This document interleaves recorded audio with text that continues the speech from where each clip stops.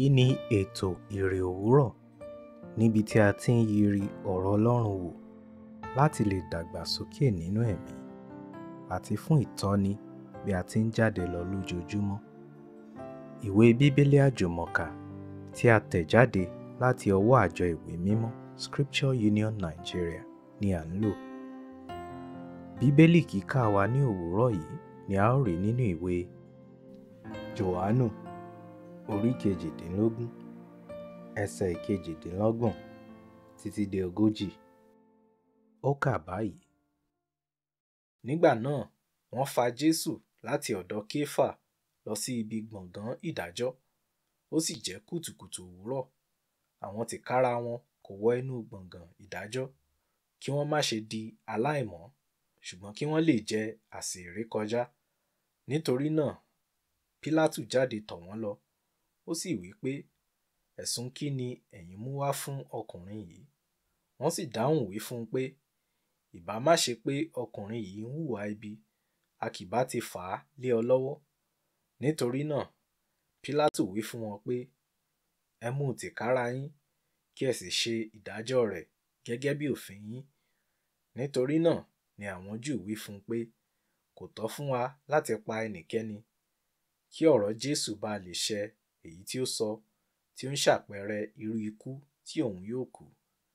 Nítorí náà Pílátù tún wọ inú gbọ̀ngàn ìdájọ́ lọ. Ó sì pe Jesu, ó sì wí fún un pé, ìwọ ha ni a pè ní ọba àwọn Júù bí? Jesu dáhùn pé, èrò ti ara rẹ ni èyí, tàbí àwọn ẹlòmíràn sọ fún ọ nítorí mi? Pílátù dáhùn wípé, èmi ha jẹ́ Júù bí? Àwọn ọmọ orílẹ̀-èdè rẹ àti àwọn olórí àlùfáà ni ó fà ọ́ lé èmi lọ́wọ́. Kí ni ìwọ ṣe? Jesu dáhùn wípé, ìjọba mi kì í ṣe ti ayé yìí. Ìbá ṣe pé ìjọba mi jẹ́ ti ayé yìí, àwọn ìránṣẹ́ mi ìbá jà, kí a má bàa fi mí lé àwọn Júù lọ́wọ́.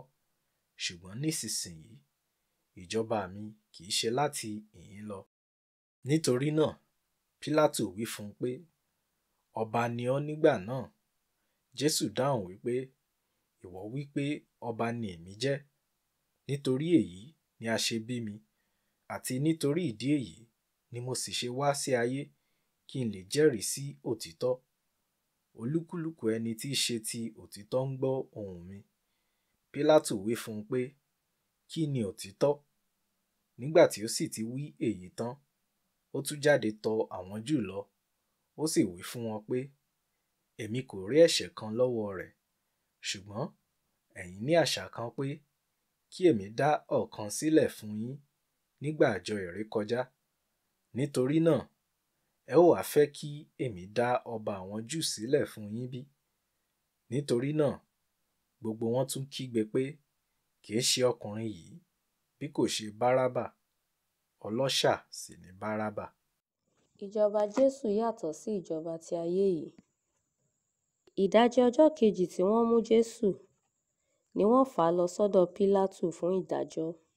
Pílátù béèrè ọ̀pọ̀lọpọ̀ ìbéèrè lọ́wọ́ Jesu nípa iṣẹ́ ìránṣẹ́ rẹ̀ àti ẹni tí ó jẹ́. Wo ẹsẹ̀ 23, 25, 27, 28. Kà á. Ìdáhùn Jesu fún ọ̀kan nínú àwọn ìbéèrè náà ló wà ní ẹsẹ̀ 26. Jesu fi hàn pé ọba àwọn ọba ni òun. Ṣùgbọ́n ìjọba òun kì í ṣe ti ayé yìí. Ìjọba ti Jesu dúró lórí òtítọ́, òdodo, àlàáfíà àti bẹ́ẹ̀ bẹ́ẹ̀ lọ. Ìjọba Jesu fi hàn nípa àkóso gbogbo ayé àti ọ̀run tí ó wà lọ́wọ́ rẹ̀.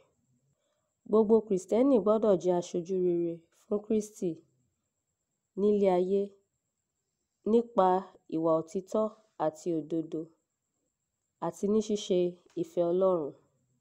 Ṣé Jesu ní ń jọba ayé rẹ? Ṣé Jesu ní ń darí ọkàn rẹ? Ṣé àwọn ènìyàn kan ti kórìíra rẹ nítorí ìwà òtítọ́ rẹ nígbà gbogbo?